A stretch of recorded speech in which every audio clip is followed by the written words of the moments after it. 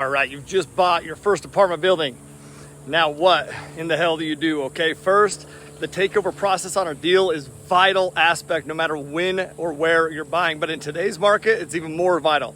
So here is the 6-step takeover process that we follow and that you should follow as well. All right, step number 1 is you need to plan the process with the property management company before takeover to make sure that everything goes smooth. Step number 2 is you need to immediately inform tenants of new management. Step 3 is you need to take care of evictions or buyouts. Step 4 is you need to get in front of lease expirations. You need to identify any tenant who has a lease expiring in 90 days and get in front of those things. Step 5 is you need to complete any outstanding maintenance requests. And then number 6 is you need to create a We Belong community, man. Listen, in summary, people want to know that you care, and each phase of the takeover process is designed with that in mind, man. The focus is building relationships, removing tenant concerns, and building maximum momentum on your property that you just bought. Let's go.